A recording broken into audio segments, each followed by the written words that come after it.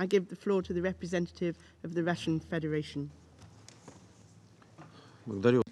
Thank you, Madam President. I wish to begin by welcoming you as the President of the Security Council, and I wish you and your team every success this month. We also wish to thank our South African colleagues for their stewardship of the Council during the month of October.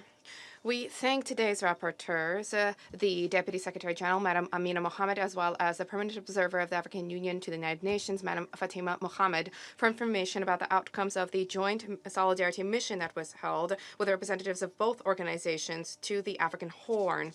We deem such visits to be constructive. They fully reflect the keen, serious focus of the secretariats of both the UN and the AU and their intent to forge united approaches to the thorniest issues plaguing Africa. The African Horn is today traversing a critical juncture in its history, during which intergovernment tensions are being eased, during which direct contacts between countries are being rekindled. On 11 October, the Nobel Peace Prize was given to the Ethiopian Prime Minister Abiy Ahmed for efforts towards Ethiopian-Eritrean settlement and normalization of the overall situation in the region. On the whole, this is a striking confirmation of the epochal nature of developments in these countries. We note the pursuit of normalization on the Eritrea-Djibouti track as well. The situation in the border areas remains stable. We are aware of the fact that advancement of bilateral cooperation has stalled somewhat. At the same time, the resolution to this issue lies through dialogue, with a possible mediation of regional actors, above all Ethiopia. On the whole, we believe that this dossier no longer poses a threat to international peace and security. There is no need, in our view, for it to be maintained on the agenda of the Security Council. The situation in Somalia, for the time being, remains turbulent. We are troubled above all at the fact that terrorist activity by Al-Shabaab has risen in both the center and the south of the country. We believe that the main tool for countering the Shabaab remains the African Union mission in Somalia, AMISOM.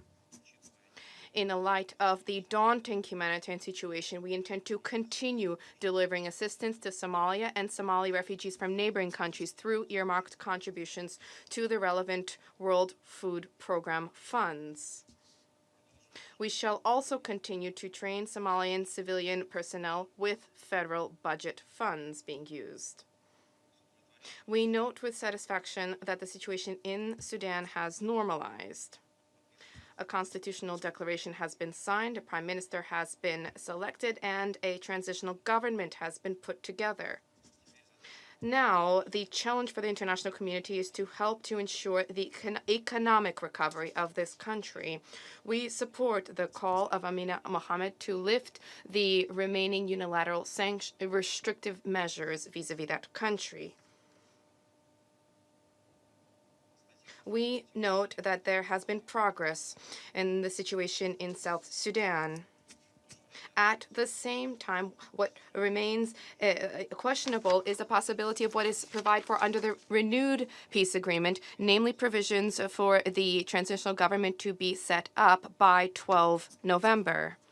We believe that the parties to the conflict will adopt further measures to resolve this issue as scheduled. Madam President, we concur that addressing peace and security issues in the region needs to be buttressed by efforts to achieve socioeconomic development in these countries. We value the coordinated efforts of UN bodies to that end. Economic development issues are indispensable and priorities vis-à-vis our country's relations with states in Africa. And this has again been borne out by the first Russia-Africa summit held in October in Sochi. As an international assistance development donor, Russia provides support to our African partners both bi and multilaterally. Part of these efforts are through earmarked contributions to the international programs for African assistance. Just recently, the Russian government adopted a decision to increase Russian annual voluntary contributions to the above-mentioned World Food Program through an additional package of $10 million. These funds will be funneled annually into the African Assistance Program Fund. And other measures are also being considered. Thank you. I thank the representative of the Russian Federation for his statement.